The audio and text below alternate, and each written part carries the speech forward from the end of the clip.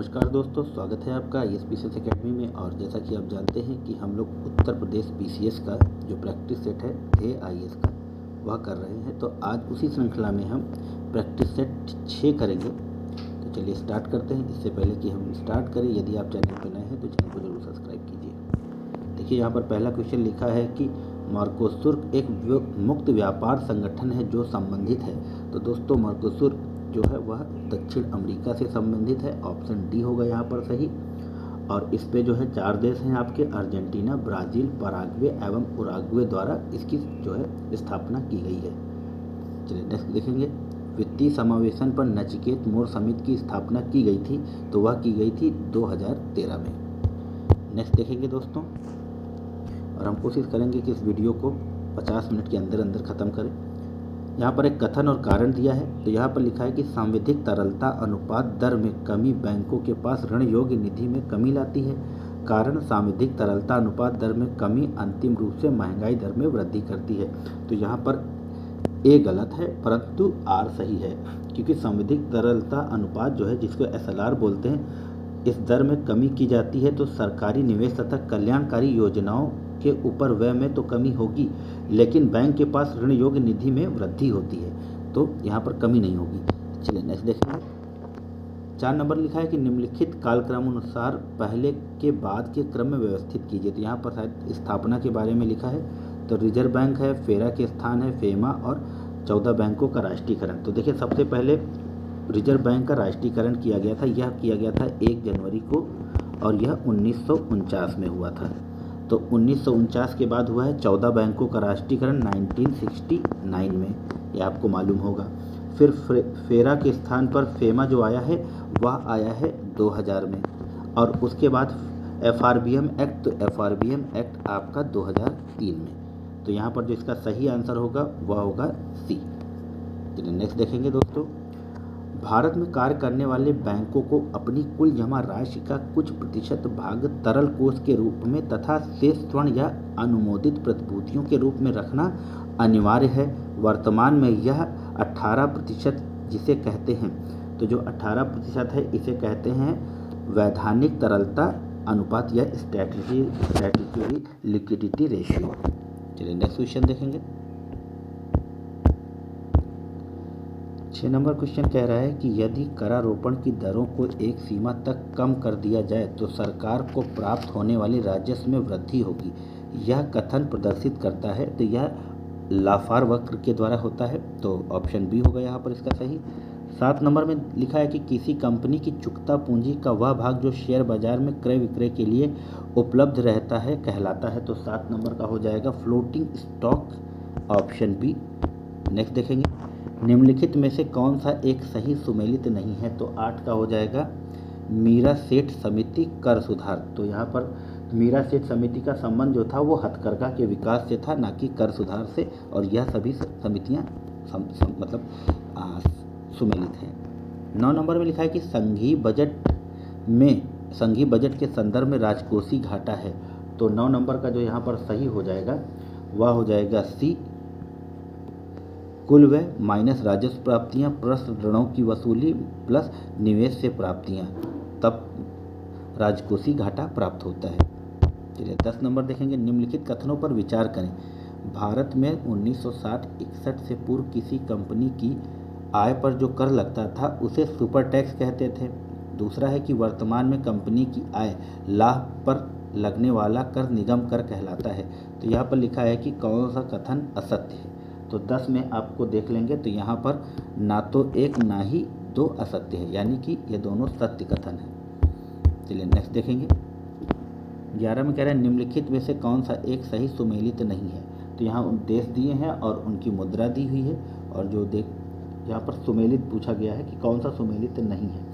तो UAE जो है वहाँ दिरहम चलता है, ना कि दिनार चलता है। सऊदी में दिनार चलता है और कुवैत में दिनार चलता है। और बांग्लादेश में आपको बता दूं कि रुपया टका चलता है, और चीन में युआन और थाईलैंड में बात। चलिए नेक्स्ट देखेंगे। 12 नंबर कह रहा है कि मुद्रास्फीति एक गणितीय युक्ति है जिससे बाजार में मुद्रा के फैलाव एवं वस्तुओं की कीमत में वृद्धि को मापा जाता है। दूसरा कथन है कि भारत में मुद्रास्फीति की माप का सर्वाधिक प्रचलित माप उपभोक्ता मूल्य सूचकांक के आधार पर किया जाता है। तो यहाँ पर पूछ रहा है कि कौन से कथन सत्य हैं। तो 12 में हम देख लेंगे तो यहाँ पर केवल बी सत्य है, केवल ए सत्य है और दूसरा यह गलत है। तो यहाँ पर थोक मूल्य सूचकांक होता है, ना कि उपभोक्ता मूल्य सूचकांक। भारत में मुद्रास्फीति की माप का सर्वाधिक प्रचलित माप थोक मूल्य सूचकांक है। चलिए नेक्स्ट देखेंगे। लिखा है कि निम्नलिखित में से कौन सा कथन असत्य है। तो 13 नंबर का हो जाएगा डी, भारत में निर्भरता दर निम्न उच्च है, निम्न नहीं है, तो यह असत्य हो जाएगा। 14 राष्ट्रीय साक्षरता मिशन की स्थापना हुई। तो राष्ट्रीय साक्षरता मिशन की स्थापना आपका 1988 में हुई थी। नेक्स्ट देखेंगे। डब्ल्यू रोस्टोव ने आर्थिक विकास की प्रक्रिया को कितने चरणों में बांटा है।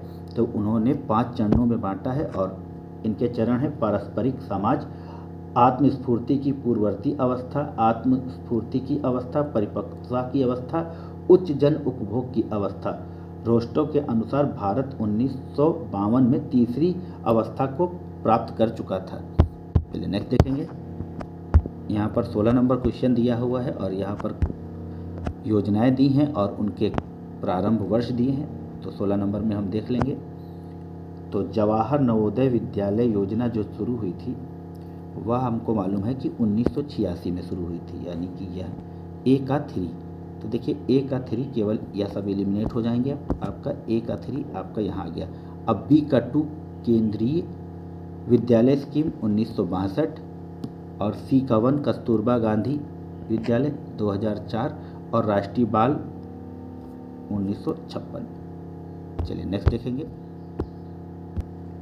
17 नंबर में कह रहा है कि निम्नलिखित में से कौन सा सही सुमेल नहीं है। तो 17 का जो हो जाएगा मिशन इंद्रधनुष। तो मिशन इंद्रधनुष यहाँ पर 25 दिसंबर 2014 को शुरू किया गया, ना कि माफ़ कीजिएगा यहाँ पर लिखा है कि डिजिटल इंडिया मिशन, यहाँ पर डी वाला माफ़ कीजिएगा 17 का डी गलत है। यह जो शुरू हुआ था वह हुआ था 21 अगस्त 2014 को, ना कि 2015 को। बाकी यह सब सुमेलित हैं। चलिए नेक्स्ट देखेंगे। और यहाँ पर फिर से एक सूची दी गई है और उनके मुख्यालय दिए हैं और उन सार्वजनिक उपक्रम। तो इनके देख लेंगे कि मुख्यालय कहाँ पर हैं। तो जो आपका MTNL है, इसका जो मुख्यालय है जो मुझे पता है वह है दिल्ली में।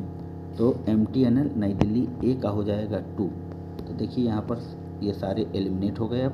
और ए का 2, बी का 1 नालको उड़ीसा, C4 HAL बंगलौर में और कोल इंडिया कोलकाता में। तो यहाँ पर हो जाएगा ऑप्शन बी। चलिए नेक्स्ट देखेंगे। लिखा है कि जननी सुरक्षा योजना के विषय में असत्य कथन का चयन कीजिए। तो 19 का हो जाएगा आपका ऑप्शन बी। इसमें केंद्र और राज्य का योगदान अनुपात 60 और 40 है, बल्कि यह संपूर्णतया केंद्र सरकार द्वारा प्रायोजित योजना है। तो यहाँ पर यह नहीं होगा, यहाँ पर 100% केंद्र सरकार के पैसे लगेंगे। चलिए 20 में लिखा है कि निम्नलिखित कथनों पर विचार कीजिए। एक कथन है कि सेबी एक गैर सांविधिक संस्था है। दूसरे में है कि म्यूचुअल फंड का नियमन सेबी द्वारा किया जाता है। तो यहाँ पर असत्य फिर से पूछा है, ये जरूर ध्यान रखिएगा। तो यहाँ पर जो असत्य है वह केवल 1 है। सेबी एक गैर सांविधिक नहीं बल्कि एक सांविधिक संस्था है, तो यह गलत है। चलिए नेक्स्ट देखेंगे। 21 नंबर में भारत में पहला आर्थिक सर्वेक्षण 1950-51 में प्रस्तुत किया गया। दूसरा कथन 2000 वर्ष 1964 तक आर्थिक सर्वेक्षण केंद्रीय बजट के साथ प्रस्तुत किया जाता था। तो यहाँ पर सही कथन का चयन करना है और 21 का हो जाएगा 1 तथा 2 दोनों सही हैं, ऑप्शन सी। नेक्स्ट देखेंगे। 22 नंबर में कह रहा है कि मानव पूंजी में बढ़ता हुआ विनियोग क्रमशः अग्रसरित करेगा। तो किसको अग्रसरित करेगा। तो 22 का जो सही क्रम हो जाएगा वह हो जाए कुशलता में विकास, संसाधनों का समुचित उपयोग और उत्पादकता में वृद्धि। 23 नंबर देखेंगे दोस्तों। जब हम प्राकृतिक संसाधनों का उपयोग करके किसी वस्तु का उत्पादन करते हैं तो यह अर्थव्यवस्था में किस क्षेत्र में सम्मिलित किया जाएगा। तो वह हो जाएगा प्राथमिक क्षेत्र, ऑप्शन ए, क्योंकि प्राथमिक क्षेत्र में ही हम संसाधनों का उपयोग करते हैं। फिर द्वितीय क्षेत्र में हम विनिर्माण जैसे चीज़ करते हैं और तृतीय क्षेत्र में हम सर्विस जैसे बीमा, बैंकिंग इस तरह की चीज़ों को लाते हैं। 24 नंबर कह रहा है कि एक कथन और कारण। तो भारत में राष्ट्रीय आय की गणना असंगठित क्षेत्र एक समस्या है। कारण, असंगठित क्षेत्र की आय गणना का विशिष्ट उपकरण नहीं है। तो 24 का ए तथा आर दोनों सही, आर एक की सही व्याख्या करता है। चलिए नेक्स्ट देखेंगे।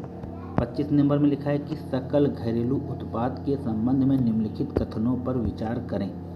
तो पहला कथन है कि यह किसी देश की सीमा के अंदर सामान्यतः एक वर्ष में उत्पादित अंतिम वस्तुओं तथा सेवाओं के मौद्रिक मूल्य का होता है। 2 में लिखा है यह सदैव आवश्यक है कि संपूर्ण जीडीपी देशवासियों की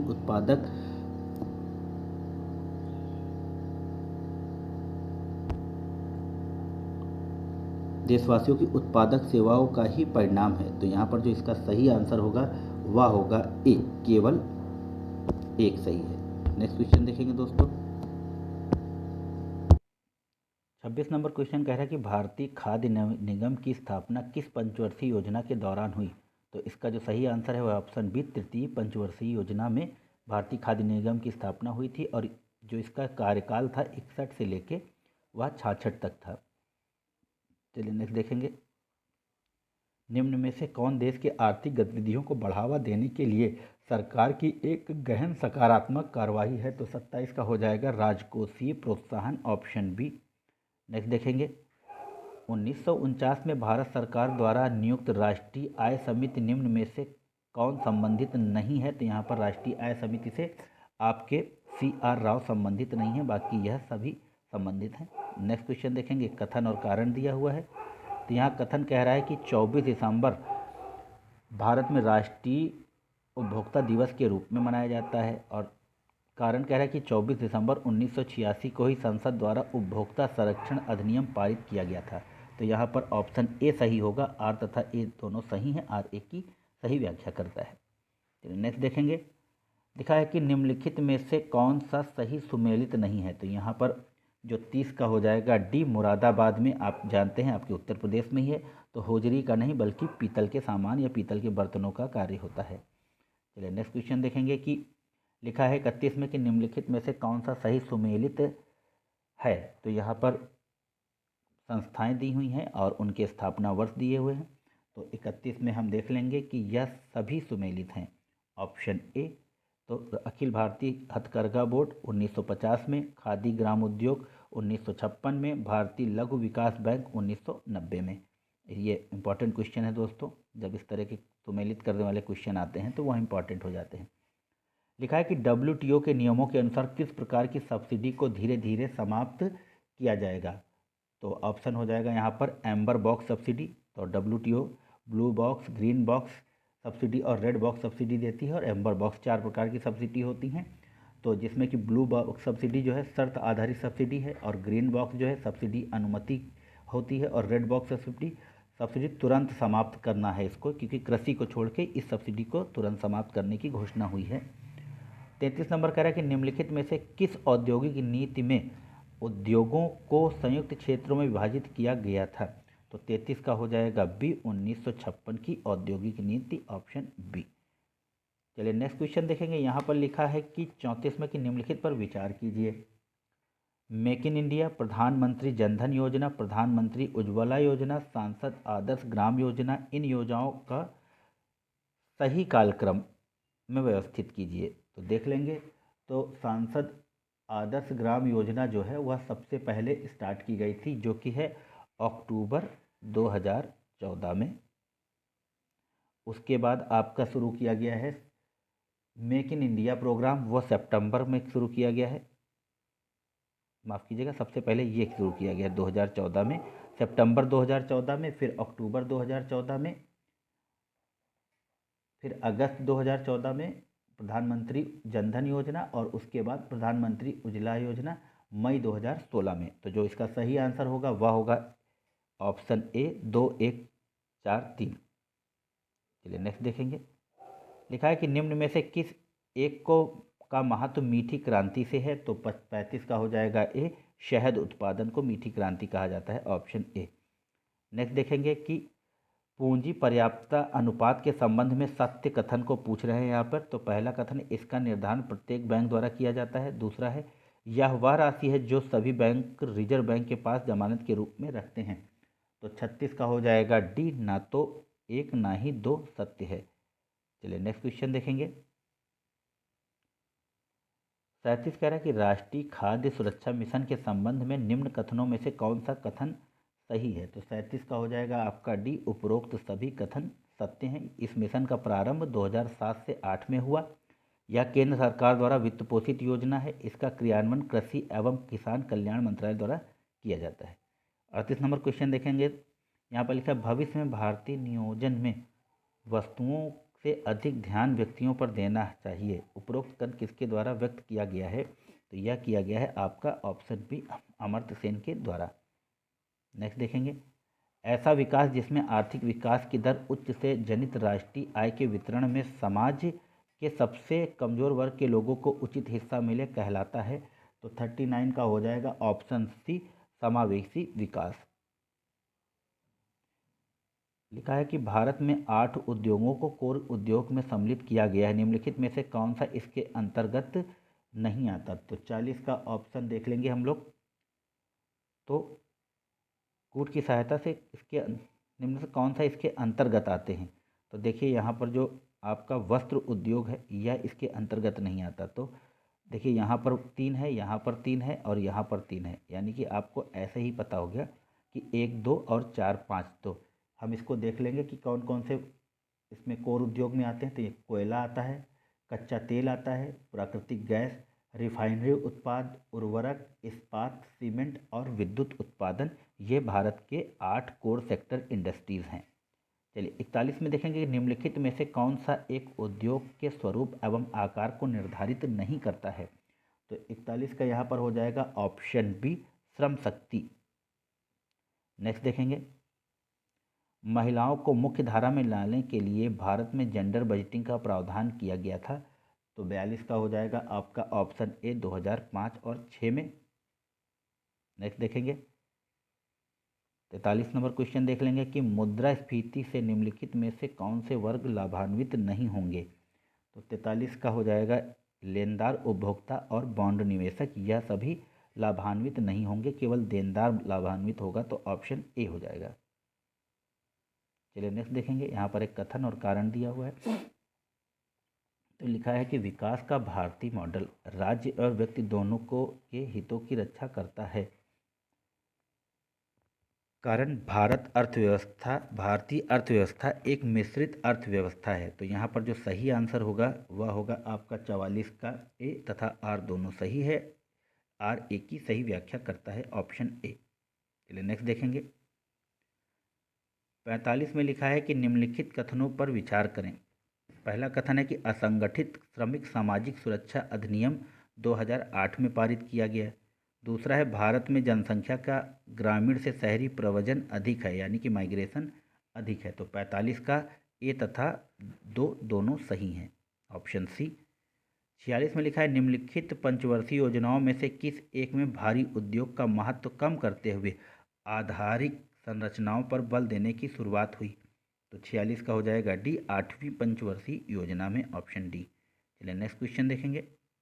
और 47 नंबर क्वेश्चन कह रहा है कि निम्नलिखित में से किस एक को देश की कुल आबादी से भाग देने पर देश की प्रति व्यक्ति आय का पता चलता है। तो यहाँ पर हो जाएगा शुद्ध राष्ट्रीय उत्पाद, ऑप्शन डी। नेक्स्ट देखेंगे। भारत में आयकर की वसूली निम्नलिखित में से किस एक विधि पर आधारित है। तो 48 का हो जाएगा सी, प्रगामी या प्रोग्रेसिव जिसको बोलते हैं, ऑप्शन सी, प्रगामी कराधान।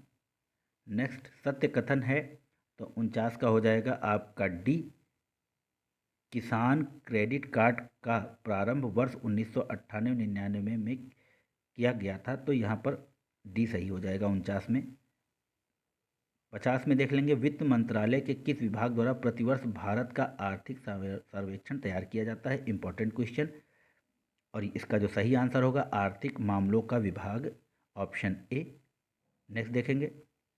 मूल्यवर्धित कर में कर की वसूली की जाती है। तो यहाँ पर मूल्यवर्धन का मतलब होता है कि प्रत्येक चरण पर, तो यानी कि ऑप्शन ए मूल्यवर्धन के प्रत्येक चरण पर। 51 का हो जाएगा ए। नेक्स्ट क्वेश्चन देखेंगे। 52 में लिखा है कि निम्नलिखित में कौन सा एक कथन न्यूनतम वैकल्पिक कर मैट के संबंध में सत्य है। तो 52 का हो जाएगा ऑप्शन डी, सभी कथन सत्य हैं। यह एक प्रत्यक्ष कर है। इसको पहली बार 1997-98 में आरोपित किया गया था। यह कंपनियों को आयकर के रूप में न्यूनतम राशि चुकाने के लिए विवश करने का एक तरीका है। तो यह ऑप्शन डी हो जाएगा। नेक्स्ट क्वेश्चन देखेंगे। यहाँ पे 53 नंबर में लिखा है कि निम्नलिखित में से कौन सी नकदी फसल नहीं है। तो आप जानते हैं कि रबर, गन्ना, तंबाकू नकदी, सोयाबीन नकदी फसल नहीं है। Option D. 54 में लिखा है निम्न में से कौन अंतर्राष्ट्रीय स्तर पर बैंकिंग गुणवत्ता मापने के रेटिंग के तौर पर प्रयोग किया जाता है। तो 54 का हो जाएगा option B, CAMELS rating.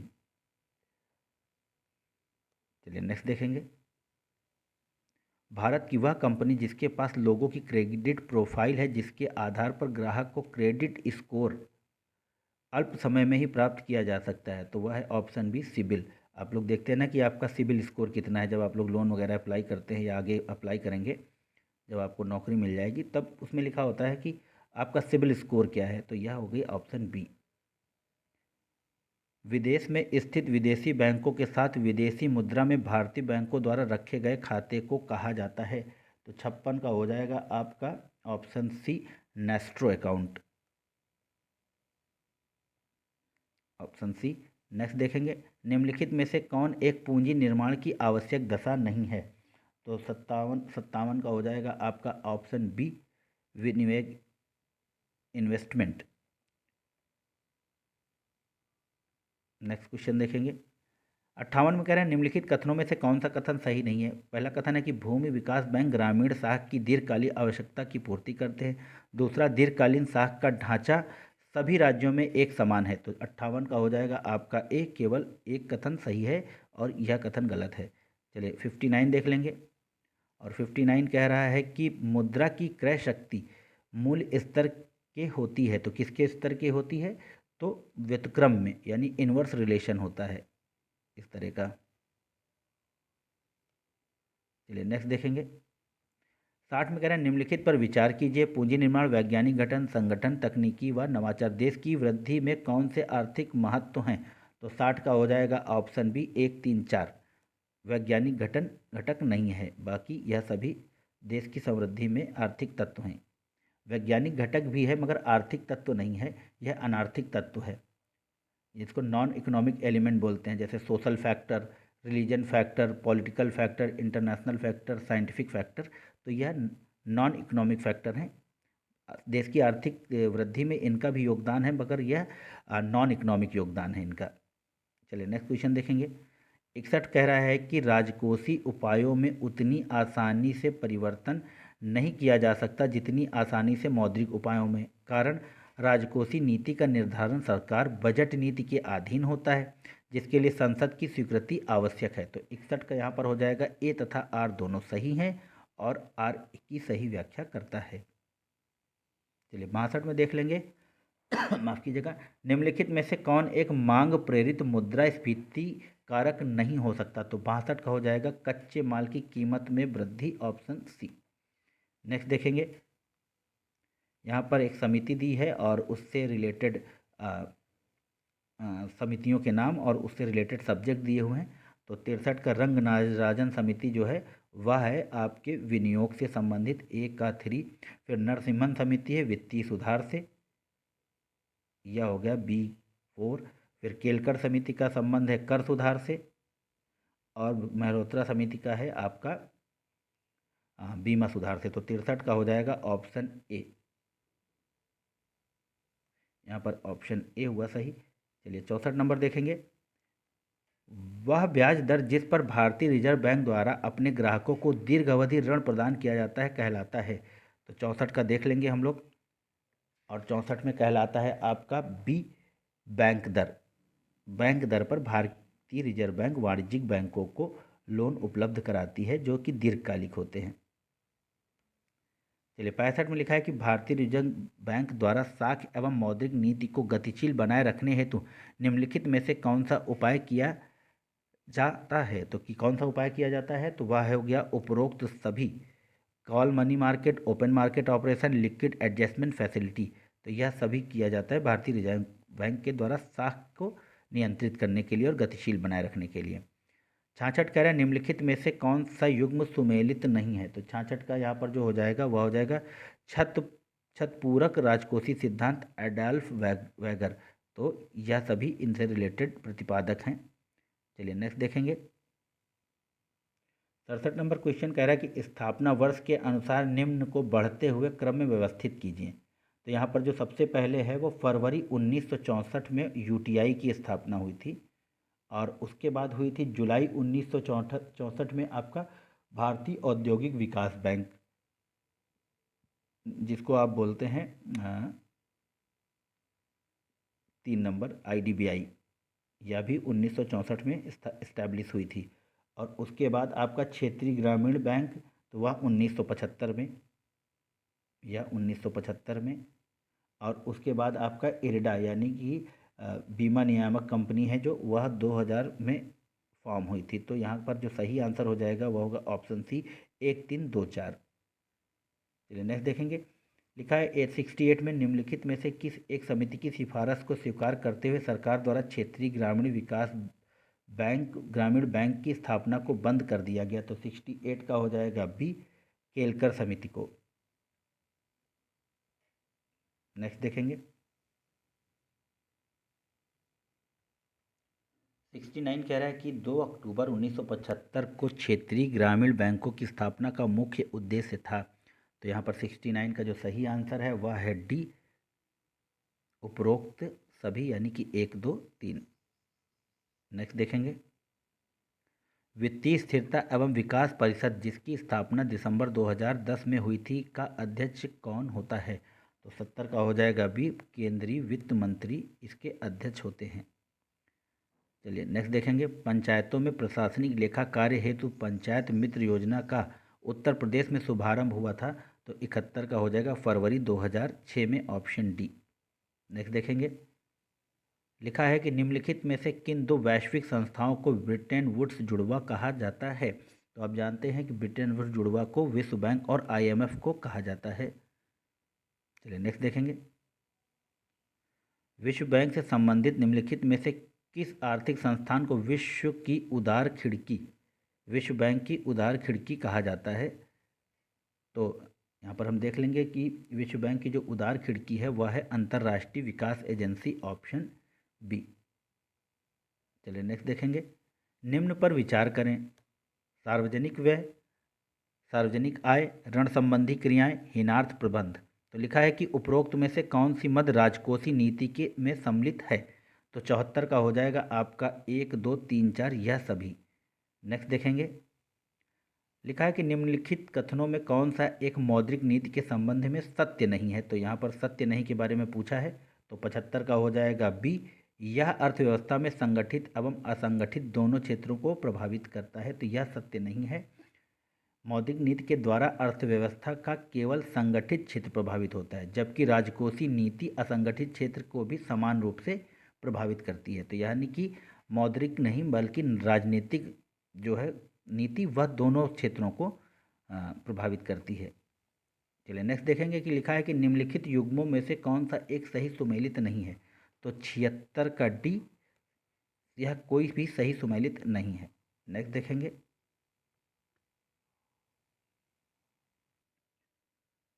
77 number कह रहा है कि गैर बैंकिंग वित्तीय संस्थाओं के संबंध में निम्नलिखित कथनों में से कौन सा कथन सही है। तो यह लिखा है कि इनका प्रमुख कार्य किसी योजना के तहत जमा स्वीकार करना तथा उसे किसी रूप में उधार देना है। ये बैंक कंपनीज अधिनियम के तहत आते हैं। तो यहाँ पर जो है केवल पहला सही है, दूसरा गलत है। चलिए नेक्स्ट देखेंगे। यहाँ पर एक 78 में सूची दी हुई है और उस सूची का दूसरी सूची से मिलान करना है। तो विश्व व्यापार संगठन, यहाँ पर मुझे मालूम है कि यह जो है 1995 में इस्टेब्लिश हुआ था। उसके बाद आपका आसियान 1967 में, फिर एशियाई विकास बैंक 66 में, और बिम्स्टेक, यानी कि यहाँ पर जो हो जाएगा इसका डी सही हो जाएगा। नेक्स्ट देखेंगे,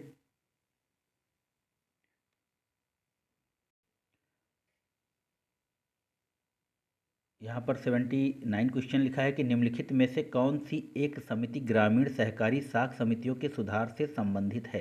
तो यहाँ पर जो 79 का ऑप्शन है वह है बी, विद्यानाथन समिति। ऑप्शन बी हो जाएगा ये।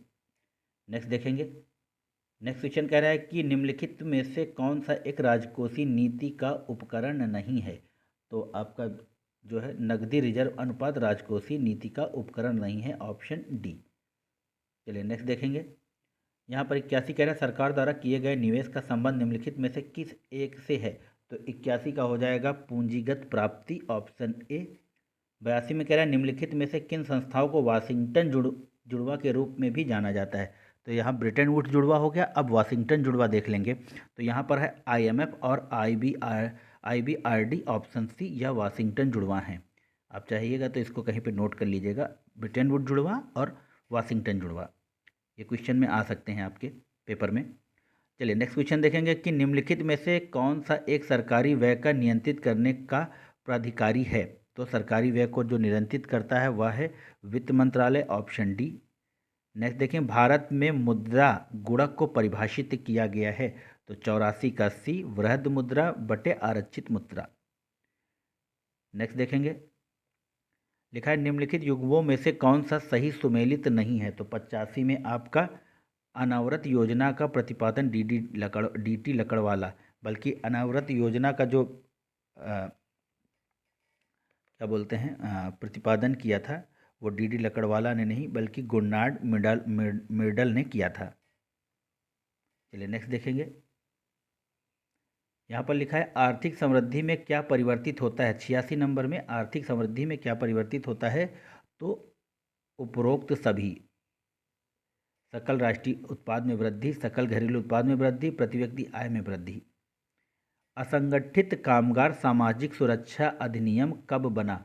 तो 87 का हो जाएगा बी, 2008 में, ऑप्शन बी। नेक्स्ट देखेंगे 88, निम्नलिखित में से कौन एक राष्ट्रीय आय की गणना में सम्मिलित नहीं किया जाता। तो 88 में सी, वृद्धावस्था पेंशन, यह सम्मिलित नहीं किया जाता। चलिए 89, निम्नलिखित में से किस वर्ष बजट में उदारीकृत विनिमय दर व्यवस्था प्रणाली की घोषणा की गई। तो 89 का हो जाएगा 1992-93 के बजट में, ऑप्शन बी। माफ कीजिएगा, अंतर्राष्ट्रीय मुद्रा कोष द्वारा अपने सदस्य देशों में किसी देश की भुगतान संतुलन के संकट को दूर करने हो तो कौन सी एक सुविधा जारी की जाती है। तो वह जारी की जाती है विस्तारित कोष सुविधा, ऑप्शन ए। फोर्टलेजा घोषणा निम्नलिखित में से किस एक की स्थापना से संबंधित है। तो वह है आपका BRICS bank, option B. Option B BRICS bank. चलिए नेक्स्ट देखेंगे, लिखा है कि अल्प विकसित देशों में आर्थिक विकास के प्रमुख अवरोधक तत्व हैं। तो 92 का हो जाएगा सी, अल्प पूंजी निर्माण। 93 देख लेंगे, निम्नलिखित छूटों में से कौन सी विश्व बैंक की पीली पेटी या अंबर बॉक्स के अंतर्गत सम्मिलित की जाती है। तो 93 का हो जाएगा उपरोक्त सभी, यानी कि न्यूनतम समर्थन मूल्य, सिंचाई और कीटनाशक, ऑप्शन डी। नेक्स्ट देखेंगे, लिखा है कि निम्न में से किस एक के मूल्य के अंतर्गत भारत सरकार लोगों को भारतीय खाद्य निगम के माध्यम से खाद्यान्न उपलब्ध कराती है। तो 94 का हो जाएगा निर्गम मूल्य, ऑप्शन बी। 95 देखेंगे, प्रधानमंत्री के द्वारा 6000 करोड़ रुपए के कुल परिव्यय के साथ अटल भूजल योजना की शुरुआत कब की गई। यह क्वेश्चन इंपॉर्टेंट है। तो यह की गई 25 दिसंबर 2019 को, ऑप्शन डी। चलिए नेक्स्ट देखेंगे, 96 कह रहा है कि निम्न पर विचार कीजिए। अशोधित जन्म दर, विवाह, प्रवास, अशोधित मृत्यु दर, उपरोक्त में से कौन से जनसंख्या की प्राकृतिक वृद्धि का परिणाम है। तो 96 का हो जाएगा आपका ऑप्शन ए, अशोधित जन्म दर और अशोधित मृत्यु दर, ऑप्शन ए। चलिए नेक्स्ट क्वेश्चन देखेंगे, 97 क्वेश्चन कह रहा है कि निम्नलिखित में से कौन एक जननांकी लाभांश का घटक नहीं है। तो 97 का सी हो जाएगा आपका सीधी जनसंख्या पिरामिड, ऑप्शन सी। नेक्स्ट देखेंगे, 98 में लिखा है कि निम्न में से किस एक औद्योगिक नीति की मुख्य अंश के रूप में भारत को एक मिश्रित अर्थव्यवस्था घोषित किया गया। तो 98 का ए 1948 की औद्योगिक नीति। नेक्स्ट देखेंगे, भारत वर्ष 2005 में स्थापित राष्ट्रीय निवेश कोष के संबंध में निम्नलिखित कथनों पर विचार कीजिए। पहला कथन है कि यह निधि भारत के संचित कोष से अलग है। दूसरा, इसमें जमा राशि अस्थायी प्रवृत्ति की होती है। तो 99 का ऑप्शन सी, ए तथा बी दोनों सही हैं। नेक्स्ट देखेंगे, 100 नंबर कह रहा है निम्नलिखित समितियों में से किसका संबंध ग्रामीण बैंक से है, क्षेत्रीय ग्रामीण बैंक से। तो ऑप्शन है आपके पास दांतेवाड़ा कृषि कार्ड समिति, खुसरो समिति, अरविंद मायाराम समिति। तो इन चारों में से 100 का जो सही आंसर है वह है 1, 2, 3, यानी कि यह और यह। चलिए नेक्स्ट देखेंगे, भारत में वित्तीय समावेशन हेतु भुगतान बैंक की स्थापना का प्रस्ताव किस समिति ने किया था। तो वह किया था नचिकेत मोर समिति ने, ऑप्शन डी। 102, निम्नलिखित में से कौन सा एक भारत में संगठित मुद्रा बाजार के अंतर्गत सम्मिलित नहीं किया जा सकता। तो 102 का ए हो जाएगा देशी बैंकर, ऑप्शन ए। निम्नलिखित में से किस एक अधिनियम द्वारा भारतीय प्रतिभूति एवं विनिमय बोर्ड सेबी को सांविधिक दर्जा प्रदान किया गया। तो यह हो जाएगा सेबी अधिनियम 1992, ऑप्शन डी। चलिए नेक्स्ट देखेंगे, निम्न पर विचार करें।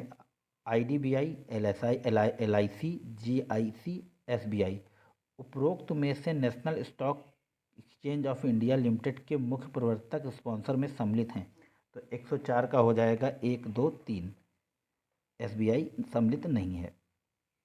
चलिए नेक्स्ट देखेंगे, संवेदी सूचकांक आधारित होता है।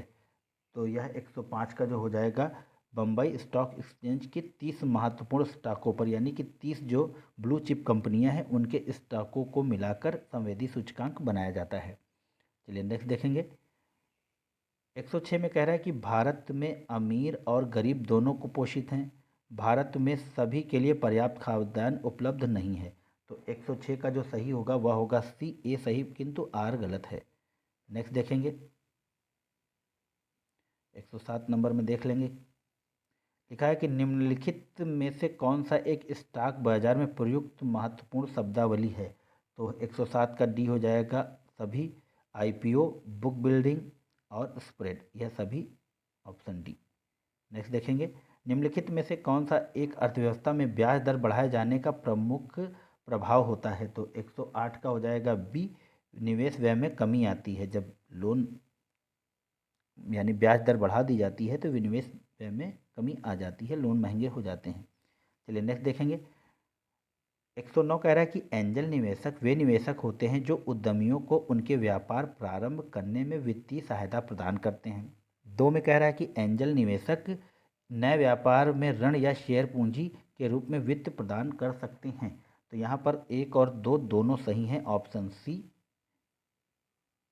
नेक्स्ट क्वेश्चन देखेंगे, यहाँ पर फिर से एक कथन दिया है कि बेरोजगारी की समस्या गरीबी वृद्धि का प्रमुख कारण है, कारण इससे मुद्रास्फीति का दर बढ़ती है। तो जो 110 का होगा वह होगा सी, ए सही किंतु आर गलत है। नेक्स्ट क्वेश्चन देखेंगे, माफ कीजिएगा, यूरोप एवं एशिया में लिंगानुपात की तुलना करते हुए वर्ष 1990 में लुप्त होती महिलाओं का विचार निम्न में से किसने दिया था। तो वह दिया था ऑप्शन ए, अमर्त्य सेन ने। चलिए नेक्स्ट देखेंगे, निम्नलिखित में से कौन सा एक सही सुमेलित नहीं है। तो 112 का डी, भारतीय उद्यमिता विकास नोएडा, बल्कि भारतीय उद्यमिता विकास संस्थान अहमदाबाद में स्थित है। और यह सभी आप देख लीजिए, यह सभी सुमेलित हैं। चलिए नेक्स्ट देखेंगे, KGFC का संपूर्ण रूप है। तो KGFC का संपूर्ण रूप है आपका ऑप्शन बी, क्षेत्रीय ग्रामीण फाइनेंशियल सर्विसेज, ऑप्शन बी हो जाएगा। नेक्स्ट देखेंगे, 14 क्या कह रहा है कि निम्नलिखित युग्मों में से कौन सा एक सही सुमेलित नहीं है। तो यहाँ पर फिर से सुमेलित नहीं है। तो 114 का हो जाएगा डी, काम के बदले अनाज 2010, यह सुमेलित नहीं है, बल्कि यह 14 नवंबर 2004 को देश के 150 सर्वाधिक पिछड़े जिलों में शुरू किया गया था। बाकी आप इनको देख लीजिएगा, यह सभी सही सुमेलित हैं। चलिए नेक्स्ट देखेंगे, 15 में कह रहा है निम्नलिखित में से कौन सा केंद्रीय सरकारी संगठन कृषि के विपणन से सम्मिलित नहीं है? तो 115 का डी, भारत का कृषि निगम। नेक्स्ट देखेंगे, 116 में लिखा है कि आयात की वस्तुओं के कारण मूल्यों में वृद्धि को कहते हैं। तो 116 का जो सही आंसर है आयातित मुद्रास्फीति, ऑप्शन सी। चलिए नेक्स्ट देखेंगे, लिखा है निम्नलिखित कथनों में से कौन से प्रभावी राजस्व घाटा के संबंध में सत्य हैं? तो एक कथन कह रहा है कि वर्ष 2011 में संघीय बजट में देश में पहली बार इसका इस्तेमाल किया गया। दूसरा कह रहा है यह वित्त प्रबंधन का पूर्ण भारतीय विचार है। तो 117 का हो जाएगा 1 और 2 दोनों सही हैं, ऑप्शन सी। चलिए नेक्स्ट देखेंगे, 15 कह रहा है 118 कह रहा है कि भारतीय रिजर्व बैंक द्वारा विस्तारवादी मौद्रिक नीति अपनाए जाने की स्थिति में निम्नलिखित में से कौन सा अनुकूल नहीं है? तो 118 का सी, MSF में वृद्धि। नेक्स्ट क्वेश्चन देखेंगे, आर्थिक असमानता को दूर करने हेतु सरकार द्वारा निम्नलिखित में से कौन सी पुनर्वितरण नीति अपनाई जाती है?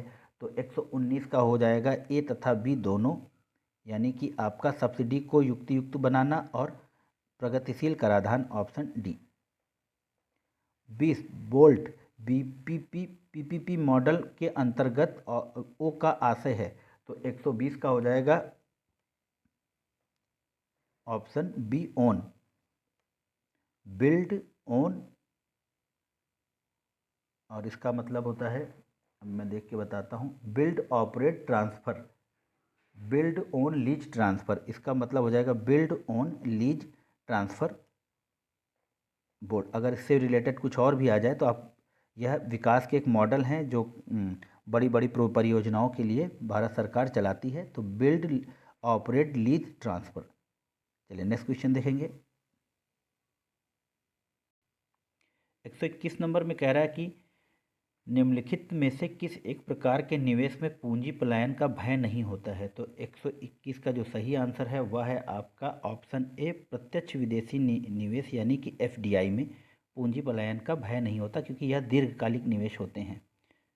चलिए नेक्स्ट क्वेश्चन देखेंगे, यहाँ पे कथन और कारण दिया है। तो नगद आरक्षित अनुपात में कटौती के पश्चात बैंक ऋणों की ब्याज दर में कटौती कर सकते हैं, कारण इससे बैंकों को बिना किसी अतिरिक्त लागत के अतिरिक्त धन की प्राप्ति होती है।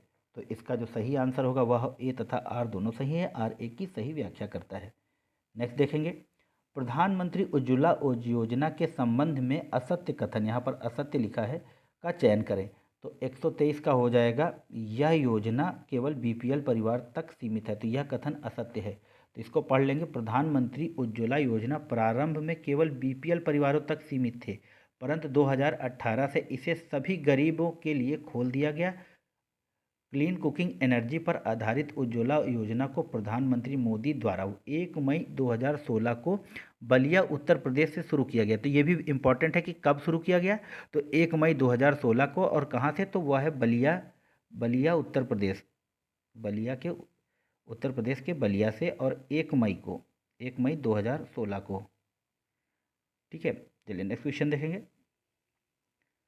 चलिए 24 में कह रहा है कि मुद्रास्फीति में गिरावट के कारण सरकार का ऋण भुगतान महंगा हो जाता है, कारण मुद्रास्फीति में ऋण की वास्तविक लागत बढ़ती है। तो 24 का हो जाएगा ए तथा आर दोनों सही है, आर ए की सही व्याख्या करता है।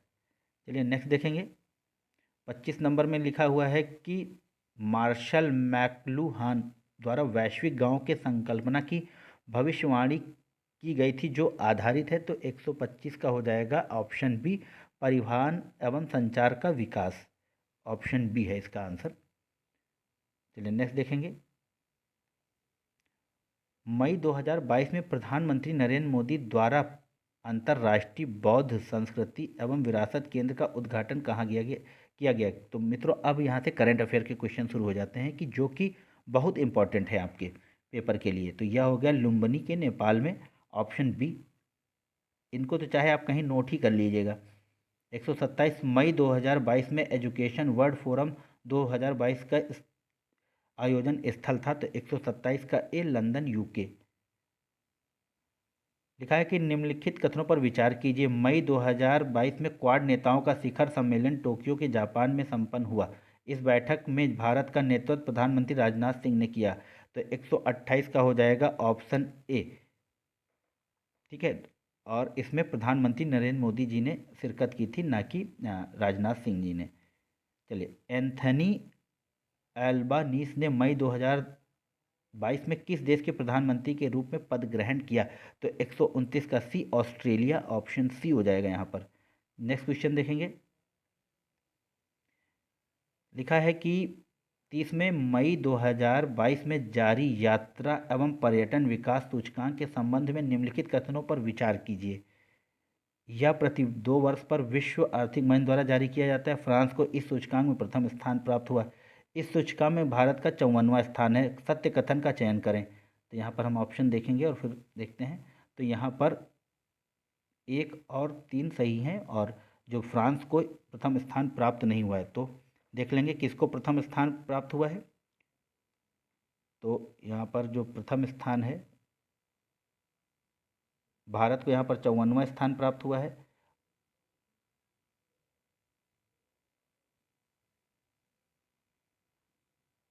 जापान को यहाँ पर प्रथम स्थान प्राप्त हुआ है, ना कि फ्रांस को। यहाँ पर जापान हो जाएगा। चलिए नेक्स्ट क्वेश्चन देखेंगे। 31 में कौन निम्न में से कौन हाल में वर्ष 2022-23 के लिए भारतीय उद्योग परिसंघ के नए अध्यक्ष के रूप में चुना गया है? तो संजीव बजाज हैं, ऑप्शन ए। नेक्स्ट देखेंगे। इंटरनेशनल बुकर प्राइज 2022 के संबंध में निम्नलिखित कथनों पर विचार कीजिए। तो पहला कथन है कि वर्ष 2022 का यह पुरस्कार भारतीय लेखिका गीतांजलि श्री को प्रदान किया गया है। और दूसरा कथन है कि यह पुरस्कार उनकी पुस्तक टॉम ऑफ सेंट हेतु दिया गया। तो यह क्वेश्चन आ चुका है, ऑप्शन सी। 1 और 2 दोनों सही हैं। यह इंपॉर्टेंट क्वेश्चन फिर रिपीट हो सकता है किसी भी परीक्षा में। सूक्ष्म लघु एवं मध्यम उद्यम मंत्रालय द्वारा निम्नलिखित में से किस एक नाम से महिलाओं के लिए एक विशेष उद्यमिता प्रोत्साहन अभियान प्रारंभ किया गया है? तो 133 का हो जाएगा समर्थ, ऑप्शन ए। नेक्स्ट देखेंगे। द इकोनॉमिक इंटेलिजेंस यूनिट द्वारा जारी ग्लोबल लिवेबिलिटी इंडेक्स 2000 विश्व के रहने योग्य शहरों की सूची में शीर्ष स्थान प्रदान किया गया है। तो 134 का हो जाएगा वियना में, जो ऑस्ट्रिया शहर है, या ऑस्ट्रिया का वियना शहर, वहाँ पर वियना को दिया गया है। नेक्स्ट क्वेश्चन देखेंगे। 35 में कह रहा है कि जून 2022 में निम्नलिखित में किस एक देश द्वारा अपने प्रस्तावित तियोंगोंग अंतरिक्ष स्टेशन के निर्माण कार्य को पूरा करने के लिए 3 अंतरिक्ष यात्री रवाना किए? तो 135 का हो जाएगा ऑप्शन ए, चीन ने। नेक्स्ट देखेंगे। 36 जून 2022 में विश्व की प्रथम फिशिंग कैट जनगणना का आयोजन भारत के निम्नलिखित में से किस एक झील में किया गया? तो 136 का बी, चिल्का, ओडिशा में, ऑप्शन बी हो जाएगा। नेक्स्ट देखेंगे। जून 2022 में संपन्न भारत की प्रथम श्रेणी क्रिकेट प्रतियोगिता यानी रणजी ट्रॉफी 2021-22 में मध्य प्रदेश ने फाइनल मुकाबले में किसे पराजित किया? तो 137 का मुंबई को। नेक्स्ट देखेंगे। निम्नलिखित में से किस एक भारतीय राजनयिक को संयुक्त राष्ट्र महासचिव एंटोनियो गुटरेस का प्रौद्योगिक प्रतिनिधि जून 2022 में नियुक्त किया गया था? तो 38 का हो जाएगा सी, अमनदीप सिंह गिल को। नेक्स्ट देखेंगे। अंकटाड द्वारा जून 2022 में जारी विश्व निवेश रिपोर्ट 2022 में $45 मिलियन के प्रत्यक्ष विदेशी निवेश के साथ भारत का स्थान रहा। तो 39 का हो जाएगा सी, 7वां। नेक्स्ट देखेंगे। 40 में लिखा है कि भारत का निम्नलिखित में से कौन सा एक शहर स्वयं में जैव विविधता रजिस्टर तैयार करने वाला देश का प्रथम शहर बन गया है? तो 140 का डी, कोलकाता। चलिए नेक्स्ट देखेंगे। 41 में लिखा है कि जून 2022 में ग्रामीण एवं अर्ध शहरी क्षेत्रों में कृषि भूमि कीमतों में गुणवत्ता नियंत्रित डेटा को दर्ज और प्रस्तुत करने के उद्देश्य के साथ देश का पहला कृषि भूमि मूल्य सूचकांक किस संस्थान द्वारा जारी किया जा रहा है? तो 41 का हो जाएगा ए, IIM अहमदाबाद के द्वारा। चलिए नेक्स्ट देखेंगे। 42 में कह रहे हैं निम्नलिखित में से किस राज्य की विधानसभा द्वारा मई 2022 में पहला राष्ट्रीय महिला विधेयक सम्मेलन आयोजन किया गया? महिला विधायक सम्मेलन। तो 42 का हो जाएगा डी, केरल। नेक्स्ट देखेंगे। बोंगो सागर नौसैन्य अभ्यास का आयोजन मई 2022 में भारत एवं किस देश की नौसेना के मध्य किया गया? तो 43 का हो जाएगा ए, बांग्लादेश बोंगो सागर ऐसे करके आप याद कर लीजिए। ग्रीन ऑस्कर के नाम से प्रसिद्ध व्हिटले गोल्डन पुरस्कार से निम्नलिखित में से किस एक भारतीय को सम्मानित किया गया? तो 44 का ए चारुदत्त मिश्रा को। 45 देखेंगे, मई 2022 को नॉर्वे में स्वालबार्ड में से नासा द्वारा एंडोरेंस मिशन लॉन्च किया गया। इसका उद्देश्य पता लगाना है। तो 145 का डी, पृथ्वी पर जीवन संभव क्यों? Option D. इंपॉर्टेंट क्वेश्चन लिखा है, खेलो इंडिया यूनिवर्सिटी गेम 2021 का आयोजन मई 2022 में कहाँ संपन्न हुआ? तो 146 का हो जाएगा जैन विश्वविद्यालय Bengaluru, option C. Next question देखेंगे। 47 में लिखा है कि निम्नलिखित में से किन्हें केंद्र सरकार द्वारा जून 2022 में नीति आयोग का मुख्य कार्यकारी अधिकारी नियुक्त किया गया? तो 147 का बी, परमेश्वरम अय्यर को। नेक्स्ट देखेंगे 48 में, निम्नलिखित कथनों पर विचार करें, कूट की सहायता से सत्य कथन का चयन करें। तो 12वां शिखर विश्व व्यापार संगठन मंत्री स्तरीय सम्मेलन 2022 जेनेवा स्विट्जरलैंड में संपन्न हुआ। दूसरा है कि इस सम्मेलन में भारतीय प्रतिनिधि मंडल का नेतृत्व पीयूष गोयल ने किया। तो 148 का हो जाएगा सी। 1 और 2 दोनों सही हैं। 49 में लिखा है कि साइबर सुरक्षा एवं राष्ट्रीय सुरक्षा पर एक सम्मेलन जून 2022 में कहाँ संपन्न हुआ? तो 49 का हो जाएगा आपका ऑप्शन ए, नई दिल्ली में। चलिए 50 देखेंगे और लास्ट क्वेश्चन है, वाहन निगरानी प्रणाली से संबंधित सुरक्षा मित्र परियोजना की शुरुआत जून 2022 में किस राज्य सरकार द्वारा की गई? तो उसका ऑप्शन है आपका ऑप्शन ए, केरल के द्वारा। तो मित्रों यह थे 150 महत्वपूर्ण प्रश्न जिनकी संभावना आपकी परीक्षा में आने की है। आशा है आप लोगों को पसंद आएंगे। चैनल को लाइक कीजिए, शेयर कीजिए, निरंतर अभ्यास करते रहें। और मित्रों वीडियो को बार बार देखिए, फास्ट स्पीड पे देखिए, जिससे कि आपका रिवीजन हो और ये चीज़ें, ये आवाज़ आपके कानों, आपके जहन में बैठ जाए। तो आशा है कि आपका दिन शुभ हो। धन्यवाद। जय हिंद, जय भारत, नमस्कार।